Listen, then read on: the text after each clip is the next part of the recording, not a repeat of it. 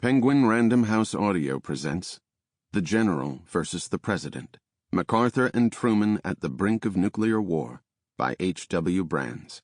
Read for you by Scott Brick. Prologue, December 1950. Clement Attlee didn't like appearing flustered. The British Prime Minister's predecessor, Winston Churchill, was the one who indulged in dramatics.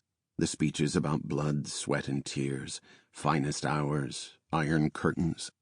Attlee had evicted Churchill from 10 Downing Street at the end of World War II in no small part because the British people wanted less drama and more predictability. Yet the sudden news from America had even Attlee sweating.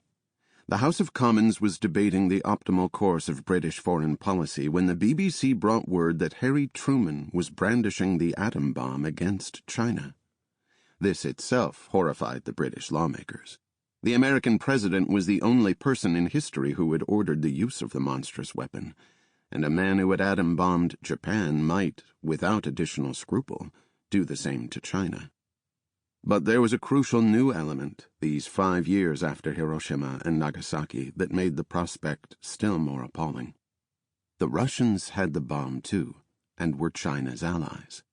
A nuclear war in 1950 would not be one-sided. And there was something else, something that pushed the alarm level in Britain far past that of any previous Cold War crisis. By Truman's own statement, the decision on use of the atom bomb rested with the American field commander in Korea, Douglas MacArthur.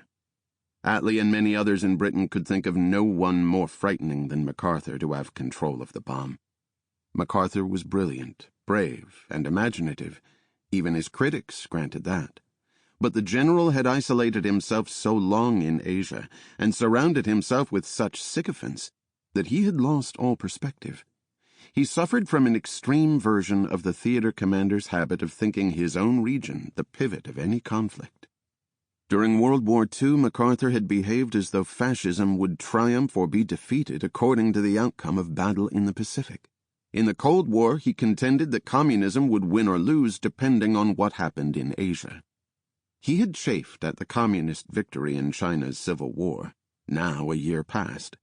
The outbreak of fighting in Korea 5 months ago had given him his chance to engage the communists, and the sudden entry of China into the conflict just a week ago had raised the stakes dramatically. MacArthur seemed to relish the opportunity to smash the communists, using whatever weapons were available. And now Truman was making the ultimate weapon available. The House of Commons burst into an uproar on hearing the word from Washington. Members of Attlee's Labor Party, already convinced that the Americans were reckless and MacArthur was a maniac, threatened a mutiny against their Prime Minister for his support of the American-led effort in Korea. To quell the uprising, Attlee announced that he would travel to America. He implied that he would talk sense and restraint into Truman. But he knew, and they knew, that this was more than he could guarantee. The mutiny hung fire, stemmed for the moment, yet hardly vanquished. Britain's alarm was broadly shared. None of the countries that had supported the United States in the defense of South Korea had bargained on the fighting there triggering World War III. The French distrusted MacArthur even more than the British did, and made no secret of the fact. The French National Assembly called for immediate negotiations to defuse the crisis in Korea. French Premier René Pleven hastened to London to meet Attlee before the British Prime Minister left for Washington, and to lend his voice to those insisting that the Americans refrain from rash moves. Fear of the bomb united rightist and leftist parties in Italy, where protesters branded Truman a war criminal. West German officials, on the front line of the Cold War in Europe, refused to comment publicly, but privately said America's use of the bomb against China would almost certainly compel a Russian response, probably against them. India's government, which earlier had conveyed a warning from Beijing that the Chinese would enter the Korean conflict if MacArthur insisted on sending U.S. troops to the Korean-Chinese border, a warning MacArthur had airily dismissed, now predicted that a resort to greater force would provoke a cataclysm. Pope Pius XII urged Catholics to pray that the world might be spared. Americans shuddered as well. "Is it World War III?" asked the New York Times. The paper didn't say yes, but it couldn't say no. New Yorkers flooded the civil defense offices of the city and state with demands to know where they should seek refuge when the Russian bombs began falling.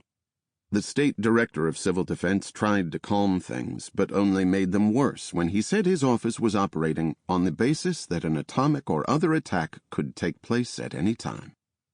The response in other cities and states was much the same.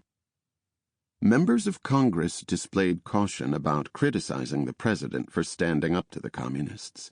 None wanted to get into the crosshairs of Joseph McCarthy at the peak of his red-baiting power. But several took pains to assert that the pertinent legislation gave authority over the use of the bomb to the president alone, not to any general. Non-politicians were less leery. Clergy and educators implored Truman to refrain from the terrible step he seemed to be contemplating. Frederick Nolde, speaking for the World Council of Churches, declared, "We would veritably be playing into the hands of those who want to pin upon us the tangible responsibility for starting a world war." If the world was alarmed, Harry Truman was livid, and he blamed Douglas MacArthur for getting him into this mess. In his 5 years as president, Truman had tolerated repeated slights and affronts from MacArthur, the general's habit of making pronouncements on matters beyond his military responsibilities, his failure to return to America to brief the government on the U.S. occupation of Japan, his campaigning for president in 1948 without bothering to resign his command. Truman had suppressed his anger, lest a public row between the president and the general threatened the precarious stability of the Far East. When MacArthur had refused to travel more than half a day from his headquarters in Tokyo to discuss the war in Korea, Truman had undertaken the long journey to Wake Island. There he heard the general state with utter self-assurance that the Chinese would never dare to enter the Korean fighting. If they did, they would be obliterated. A month later, the Chinese entered the war, and they proceeded to manhandle MacArthur's army. Truman was stunned and outraged. How could MacArthur not have seen this coming? Had his arrogance simply blinded him? MacArthur's horrendous misjudgment had put Truman in an impossible position. Since 1945, the president had been walking a knife edge of decision between appeasement and war, between yielding to communist pressure and tipping the planet into a new world conflict. In 1946, a stern warning had sufficed to keep the Kremlin from grabbing Iran. In 1947, a stronger dose of American power, in the form of military aid to Greece and Turkey, had preserved the Balkans from a communist takeover. A massive airlift in 1948 had kept Berlin free.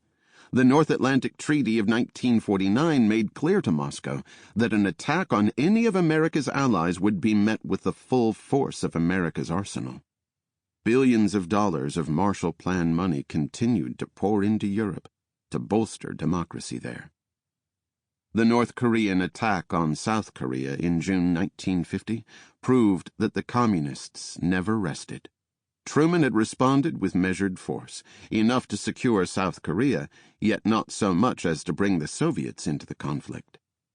But then MacArthur's recklessness had provoked the Chinese to enter the fight. The Soviets, linked to the Chinese by a military pact, and as opportunistic as ever, wouldn't miss a chance to jump the United States, where America's alliances were most vulnerable, should the Asian War escalate further. And further escalation was exactly what MacArthur was demanding. The knife edge that Truman had been walking suddenly terminated above an abyss. He couldn't go forward without risking a nuclear World War III. He couldn't retreat without undermining the morale of all who looked to America for leadership of the forces resisting communism. MacArthur had drastically narrowed the president's options, and the general had the gall to complain that his hands were being tied. Reporters had heard of MacArthur's complaints. They knew they had a story. They asked Truman for a response.